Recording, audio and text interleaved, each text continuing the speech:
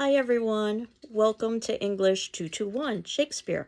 I am the instructor. My name is Lillian Ruiz, and I thought what I would do in this video today is tell you a little bit about the course and what we will be doing over the semester, and then we can actually begin the class itself next week. And what I will be doing is posting videos much like this one for our class sessions. And then what you will be doing is watching these videos and answering a corresponding attendance question on our class discussion forum. I'll give you a little bit more information about that as I review the course requirements. But basically, these videos are supposed to simulate the information that I would be sharing with you in a face-to-face class. And your comments in the discussion forum should try to simulate the class discussions that we would normally have in a face-to-face class. So, if you will see at the top of our Moodle site, there is a section entitled General. And there are several tabs there.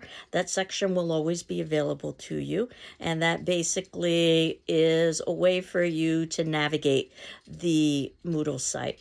So you'll see that the first option that you have in blue is a folder entitled Syllabus and Other Documents. And this is where I have uploaded our syllabus and course outline that I will be talking about today. And any of the other documents over the course of the semester that in a face-to-face class I would be sharing with you via handout, I would be posting in that area. And while our course outline lists due dates for assignments that I'll be talking about shortly, I also have a section entitled Just to Due Dates for the major assignments that are due over the course of this semester. And again, we'll talk about this a little bit more in depth, but your major assignments will be 2 papers and a final examination. And you can see that below that, there's a folder for past class sessions. So what I will do is I will keep the current week open for our class. And then when that week has elapsed, I'll retire it and put that into our past class sessions folder. So you can access all of the previous weeks throughout the entire semester. But what you will be able to easily view on the front page of Moodle is our current week. I also have a link for our discussion forum. As I had indicated, this is where you will be answering what I call an attendance question that I will be posing at the ending of each video. And there also are 2 links that are optional. One is an optional chat. So if you ever wanted to chat with me or your classmates, you could do so through that link. Optional Zoom. So if you ever wanted to meet with me via Zoom, you could go directly to that link. Of course, you can always ask me for my Zoom contact information as well, but that Zoom contact information is included in the link. And you'll see immediately below that, we have our first week of the semester. So this is today, Wednesday, the 24th, if you are watching this video on the 24th. And our topic is Introduction, where I basically review the class. And in addition to the class, I have a little basically cartoon to illustrate that the answers you seek can be found in the syllabus. So the syllabus and the course outline is a very important document. My hope is that by the ending of this video, after which I've reviewed the syllabus and the course outline, I would have answered most, if not all, of your questions. And then next class, we will begin by talking a little bit about Shakespearean biography and Shakespearean theaters. And today's attendance question, you can see, is also posted. So basically what I will be doing is posting the notes below the video of each class. These would be the kinds of notes that I would post on a whiteboard, for instance, if we were in a face-to-face class. And you'll also have our discussion forum question there, which is going to be to ask you to do a brief introduction of yourself to the class. But I'll get to all of those in a moment. What I wanted to do was to talk about the syllabus. I suggest that you make hard copies of the documents and syllabus and other documents folder. I'm a bit of a dinosaur. I like hard copies. I think it's just easier to access, but it's up to you. And I'm at the syllabus page that lists our class, English 221A. and our semester, spring 2024, and that our mode is online, and that happens to be Moodle. My name is on there, Lillian Ruiz. I'm pretty informal. Most students call me Lillian. Feel free to call me whatever you feel comfortable with. My phone number is there, so if I'm not in my office to answer my phone, you can always leave a voicemail. My email is there. Note that my email address is only my surname without a first initial. The reason why, believe it or not, is that when I began at GCC, there weren't email addresses yet. I started in 1993, so yes, I've been at GCC for a very long time. And when we were initially issued email addresses, we were issued email addresses based on surname. They quickly realized that this would not be very effective because multiple people could share surnames. So it would be much more effective to have a surname with the first initial. But it goes to show how ill-prepared we were for some of the changes that were coming with the internet, that no one had any foresight to consider that. At any rate, my email is ruiz, R-U-I-Z, at gcc.mass.edu. My office, if it turns out that you did want to see me face-to-face, is North 328A. That's in the Inclusion and Diversity Center, which happens to be a dedicated space for students who support the ideals of inclusion and diversity. And we have a small kitchenette there with some free snacks and coffee and tea. And then there also is a laptop computer work area, and there also is a common room with some soft seating and some board games. So I encourage you to come by at any point. And my office is near there in the event that you wanted any kind of conversation about inclusion or diversity. And of course, you can come by if you wanted to talk about Shakespeare. My office hours are Monday and Wednesday, 9:30 to 10:30. Tuesdays and Thursdays, 10:30 to 11:30, or by appointment. And of course, I understand that as an online student, you may not be able to go directly to campus. We can always meet via Zoom or via telephone, via email. So I want to be as flexible as possible. So textbooks. I have not assigned a specific text for this class. Shakespearean plays are in public domain. I do recommend, though, that you find the plays that have good footnotes associated with them. It's one of the things we'll be talking about next class, the importance of footnotes in terms of understanding Renaissance language. I personally like the Riverside Shakespeare. It's what I was trained with as an undergraduate, and I believe the bookstore has a few copies. It no longer is in print, unfortunately, but I know that you can find it used. Pelican is a great name, as well as Signet, if you are looking for any pieces of literature. We won't be reading all of Shakespeare's plays. We'll be reading a handful, which I'll talk about. The one thing that I do like about the Riverside Shakespeare, it includes all of Shakespeare's plays, even though you don't necessarily have to read them all for this particular semester. And it is assumed you'll have a good dictionary at the source for reference. I know that's pretty much loaded into everyone's computer, but having access to it and using it can be two different things. So it definitely is a way to improve your writing. So not just because a dictionary will give you definitions, but it'll give you word usages, and it'll give you parts of speech, and it'll give you etymology, the history of a word, and certainly the thesaurus, which will give you synonyms or words with similar meanings, as well as occasionally antonyms, words with opposite meanings, can very much help with your writing. So the course description, and this is from the course catalog, that this class is a critical study of a selected group of plays by Shakespeare approached by theme. So again, we won't be reading all of Shakespeare's plays. He wrote over 30 of them. We'll be reading some representative ones. And the course will also give some attention to contemporary presentations or adaptations. I wouldn't be surprised if you feel a little bit uncertain about Shakespeare. Many people do. I think the reason why is because Shakespeare is usually presented as written text rather than performance.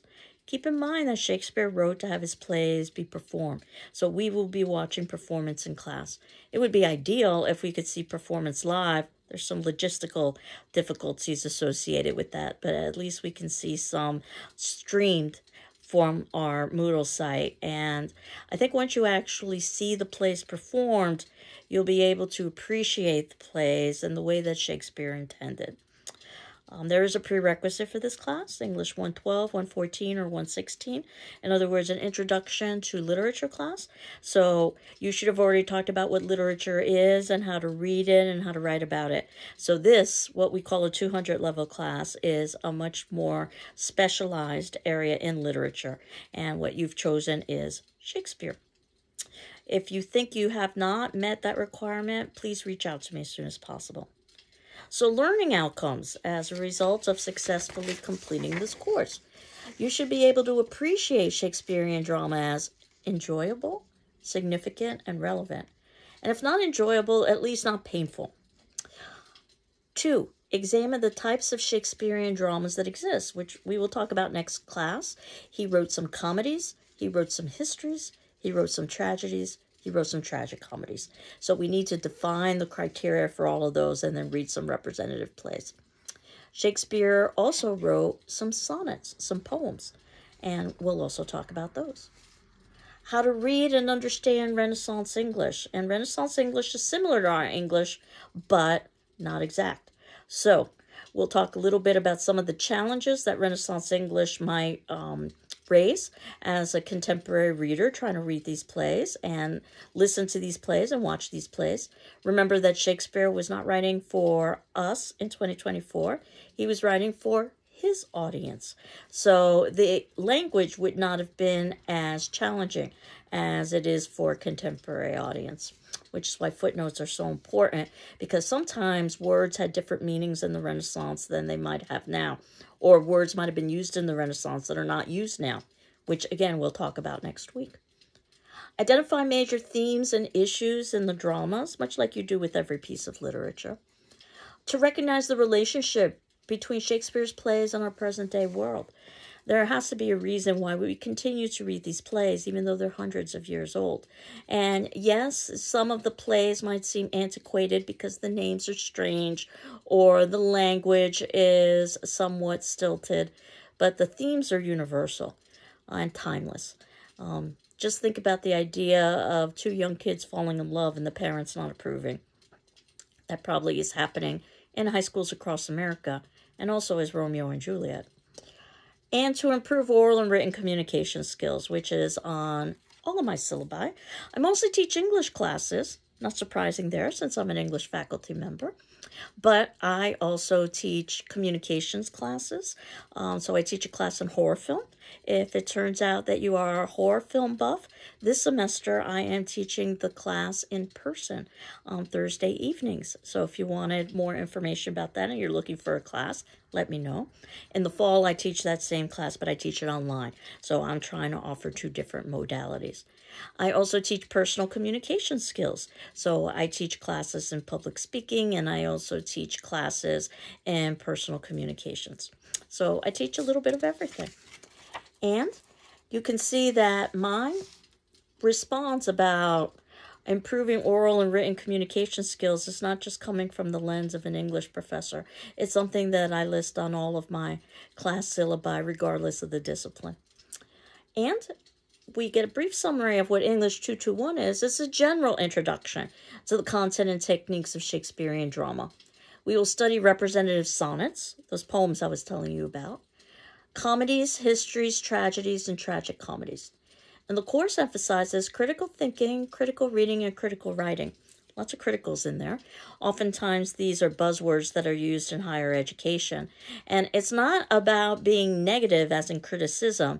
It's about asking questions. And I always argue that toddlers are very good at this, particularly asking the question, why? And I've oftentimes said that high school is about learning what, and college is about trying to grapple with the whys of those whats. So I don't think critical thinking is so much something we have to learn. I think we did it perhaps quite well when we were toddlers by asking lots of questions. So it's about perhaps going back to our youth. And also, we will strive to appreciate the aesthetic and literary merits of Shakespeare's works. Yes, Shakespeare's plays were meant to be performed, and they can be quite entertaining. But when you read the plays, you'll also see how they are just majestic in terms of the way that they utilize language. So there are multiple layers to Shakespeare.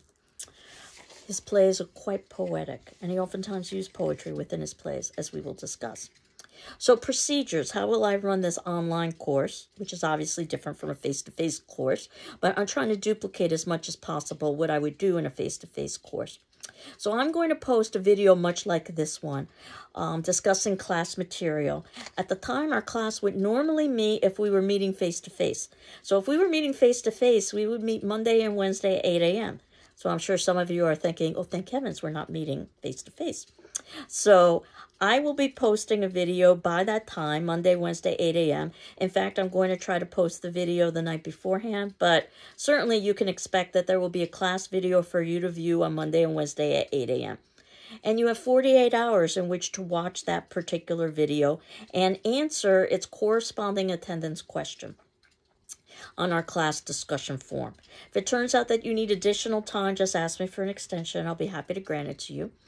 And your answer on the discussion form is basically your attendance for that class. So I don't evaluate it in terms of grading your response. I think of it as if you were actually participating in class, let's say raising your hand. So any additional interaction you have outside of giving your post in the discussion forum, I think of that as class participation. Again, similar to the way you might decide to participate in a live class by raising your hand. And I know some students learn best by speaking a lot, and some learn best by listening a lot, or some combination thereof. So you get to decide how much or how little to participate. So what I suggest is that when you are reading your classmates' responses, and yes, you are required to read your classmates' responses, if you're moved to, then certainly you can respond in turn, much like you would do in a face-to-face class. But in order to get credit for attendance, so to speak, your responsibility on the discussion form is responding to the attendance question. And I am going to be responding to all of your responses. So I ask that in addition to reading your classmates' responses, you read my responses as well. So if you've read all of those responses, it'll give you an idea of what we would have talked about in a face-to-face class in our class discussion. And then, of course, there will be written assignments. There will be, as I had indicated, 2 major papers and a final exam, which we'll discuss as the semester proceeds. I'm going to ask that you submit them via PDF to my email, because that's how my online grading program works best. And then what I will do is I will evaluate them and return them to you via email. And again, I'm giving you a lot of information. I don't expect you to remember all of this. This is a review of the semester as a whole. Course requirements. Basically, you're expected to complete all reading and writing assignments by the due date. 2 out-of-class papers will be assigned, 1 approximately midway through the semester, so that we've got a good amount of time to talk about the readings and how to write a paper. The other towards the ending of the semester. In our very last class of the semester, there will be a final examination. And if we were taking this class in a face-to-face situation, you'd have 2 hours to take that final. Obviously, we're taking it online. So what I will do is I will post that final and give you 24 hours in which to respond to those final exam questions. But I don't expect you to spend more than approximately 2 hours or so. And they will be basically a series of essay questions that you get to choose from open book, open note. In terms of the papers, they will be approximately 4 to 5 pages long. Critical papers, so I'm asking that you not use outside resources. And you have the option of rewriting the first paper if you so wanted for a higher grade. So you can think of the first paper as kind of draft if you so wanted to. The second paper would be due at the ending of the semester, so you wouldn't have time to rewrite it. But everybody has the option of rewriting the first paper. So, if you have any special learning needs, please talk with me as soon as possible to discuss any assistance that would be helpful to you. You'll see there's an entire section on the Institutional Services Disability Statement. That GCC values inclusion, equal access to programs and activities and is committed to fostering an environment of respect and full participation. Our goal is to create learning environments that are equitable, inclusive, and welcoming. So if there are aspects of the instruction or design of the course that results in barriers to your inclusion or accurate assessment or achievement, please notify me as soon as possible. And if you're a student with a disability and you think you need reasonable academic accommodations, please contact the Office of Disability Services. You can see the contact information is indicated there. And attendance is going to be evaluated through your class attendance question at the ending of each of these videos. Class activity and discussion, the discussion form is extremely important, really can't be made up. So absences and tardiness will be negatively reflected in your participation grade. And while each case is different, anything more than 2 absences could lower that participation grade. In fact, excessive absences could even result in failure, much like in a face-to-face class. So therefore, ask me for an extension if you're unable to meet a deadline. And then, of course, obviously, that would not be an absence or that would not be a tardy.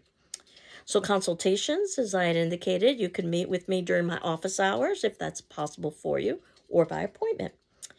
Papers. And as I had indicated, your papers will be due via PDF on the day specified to my email address, Ruiz, R-U-I-Z, @gcc.mass.edu. The paper should be typed and double-spaced and have 1-inch borders. Again, the typical formatting that you would do for a paper, but we would review that again. The pages should be numbered, and I'm asking for a cover page. And the cover page just lists the paper title, your name, the course and section number, my name, and the due date. So again, this is something that you can reference when we get a little bit closer to actually having assignments due. Late work will lower your grade by 1 full grade, and no late paper will be accepted after 1 week has elapsed unless you've made other arrangements with me beforehand. So again, basically, just let me know if you are going to need additional time. Please be sure to keep a copy of any paper you submit for yourself. That's always good record keeping. I will distribute paper topics throughout the term. And in addition to those paper topics, you are also encouraged to create your own topic as long as you have it approved by me. As I had indicated, approximately 4 to 5 pages of a critical paper. The first being something that you can rewrite for a higher grade. You do want to consult with me if you decide you want to do that. You can't rewrite late papers, which is why you always want to ask for extensions. And I do ask that you submit in the original evaluated paper along with your revision so I can compare and contrast the two. And then you get the higher of the 2 grades. So I see the first paper as a learning exercise. And the second paper, basically, you would be incorporating what you've already learned.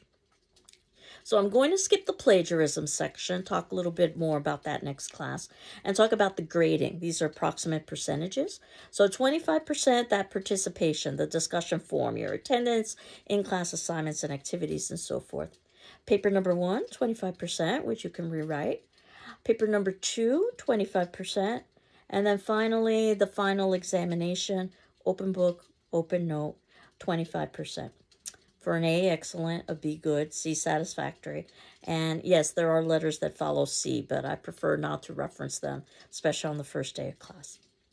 So you can see that I also have criteria for essay evaluation about what an A or a B or a C or even a D or an F would look like. And we can talk a little bit more about that as we actually get closer to submitting in an assignment. What I wanted to do was to draw your attention to the course outline. And you can see that in the syllabus and other documents folder, there are 2 ways that you can access all this information. I've put it in the body of the text in the event that you have difficulty opening the PDF. But if you scroll all the way to the bottom, you'll see that there's a PDF of our syllabus and course outline. And that's what I'm basically reviewing now, with a couple of caveats that dates and assignments may be subject to change. But this is my best guesstimate of what we will be doing over the course of the semester. And that ideally assigned readings should be completed before the dates indicated, because we will be talking about that, or I will be talking about that in the class video, and you'll be talking about it in the class discussion forum. And you'll see that today, week 1, is just purely introduction. Am I giving you a sense of what the class is about? So week 2, you don't have any specific readings due. I'll have some videos for you to watch in addition to watching my video, talking a little bit about Shakespearean biography, Shakespearean stage, and just giving you some background.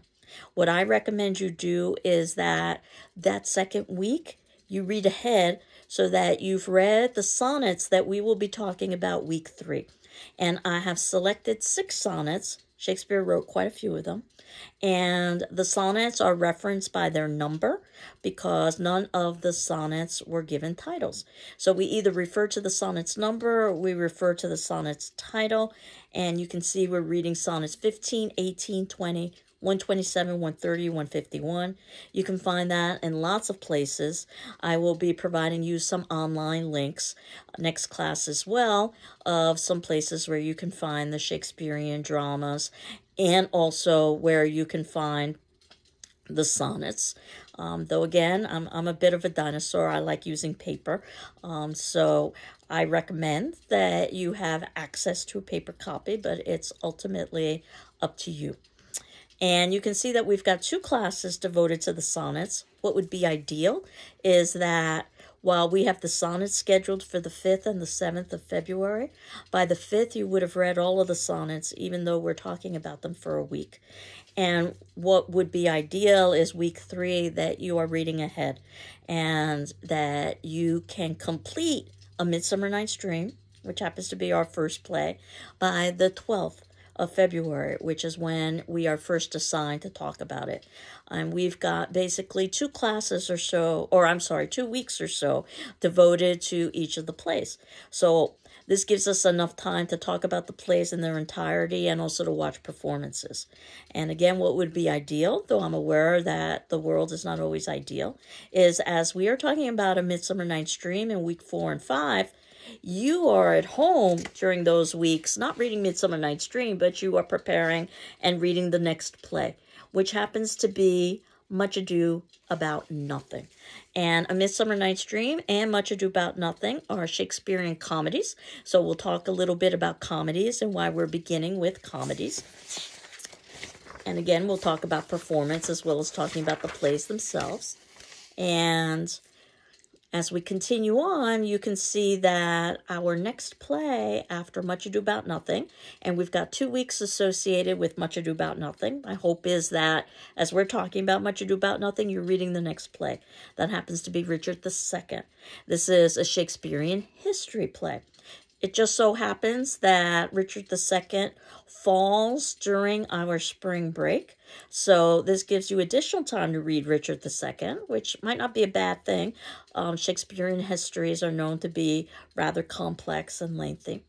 So we'll begin Richard II around the 13th of March, but we have a spring break on March 18th and 20th where there won't be any class videos, and then we will return back on the 25th and continue Richard II. This is when paper number 1 is due, and this will be on comedies, so either Midsummer Night's Dream or Much Ado About Nothing. There would be a possibility of writing about sonnets, and I'll talk about that as well with you when we get a little bit closer. I encourage early papers. Really, I think of my paper due dates as rolling deadlines.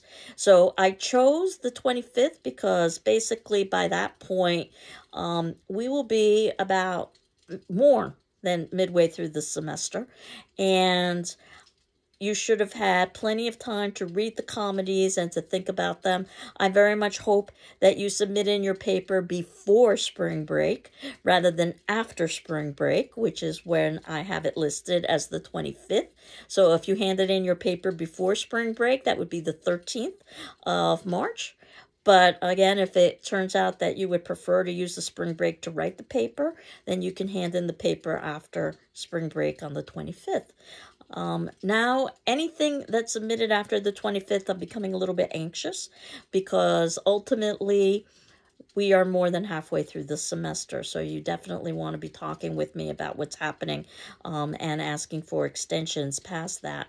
But again, starting in the next week or so, you can hand in the paper at any point. As I said, we've got rolling deadlines in this class, though my suspicion will be most of you will want to have had us put closure onto Midsummer Night's Dream and Much Ado About Nothing before you submit in your paper, so you can decide which play to write about. But again, I'll talk about all these in more depth in the next several classes. And then you can see we've got, again, a couple of weeks devoted to Richard II, and then we move to Shakespearean tragedies. Probably those are the plays that Shakespeare is best known. And we will be reading Macbeth, which happens to be Shakespeare's shortest play, which might be very useful for us as we're getting closer to the ending of the semester at that point. So we'll be spending week 11 and 12 working on Macbeth. And then finally, we end the semester with Othello, which happens to be another tragic play. And again, 2 weeks to that. And then I have an extra credit play. And this is The Tempest. And it's known as a tragic comedy. So we're not going to have a whole lot of time to talk about it. I have just one class associated with it. You don't need to read it, but I will put an extra credit question on the final examination about it, so that if you wanted to earn a little bit of extra credit, you could read The Tempest and answer the final exam question. So the final exam happens to be on the 8th of May. This is also the very last day that you can hand in the second paper. And if the first paper is going to be devoted to comedies, or perhaps the sonnets, then the second paper I would think would be devoted to the plays that we read in the second part of the semester. That would be the history, Richard II, or one of our two tragedies, Macbeth or Othello.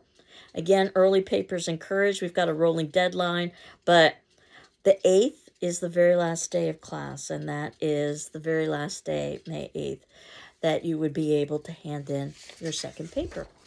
And then I end with 3 quotes. The first by Carrie Taylor, that Shakespeare's works have become our secular Bible. So we'll talk a little bit about that next class. The second quote, Shakespeare's popularity is due to his extraordinary facility for language, his memorable characters, and his wonderful stories, by Roger Pringle. We'll talk a little bit more about that next class too. And lastly, don't ask for simple answers from Shakespeare. Just believe in his ability to put into one play a whole world with all of its contradictions, contrasts, and problems. Alexander Ernst. So, I think those 3 quotes give you a good sense of what will be coming up over the course of the semester with Shakespeare. So certainly if you have any questions for me, please reach out and ask me. But I'm hopeful that this review of the syllabus and the course outline gave you a good idea of what we will be doing in the semester, though we will be revisiting all of these pieces in turn as they become applicable. So what's left at this point is our class attendance question. As I had indicated, I will always put our class attendance question below the video in the notes for the class. And our notes for today are pretty simple because basically all we did was a review of the syllabus and the course outline. So I hope that my cartoon was accurate, that the answers you seek can indeed be found in the syllabus. I believe they are. And you can either go directly to the discussion forum, or you can just click on the highlighted link for discussion forum. And you have 48 hours to respond to that. So that would be Friday the 26th. And your first discussion question is for you to please introduce yourself to the class. And feel free to upload pictures, video, audio, but not required. This is what we would be doing in a face-to-face class. This would be the next piece where we would be introducing ourselves to one another so that we could get a sense who's in the class. Again, you're not required to respond to your classmates as long as you don't want to, but certainly I encourage you to. And you are, however, required to read your classmates' responses. So you can expect that on Saturday, the 27th, you'll have all of your classmates' responses there that you can read. And shortly thereafter, I will be responding to you and all of your classmates as well, so that you can read my responses to not just you, but your classmates. This will give us a sense of what we would have talked about if we were meeting face-to-face. So, welcome to Shakespeare again. I hope you're doing well. I'm doing well. We will continue on next class talking about Shakespearean biography and Shakespearean theater. Take care. Bye-bye.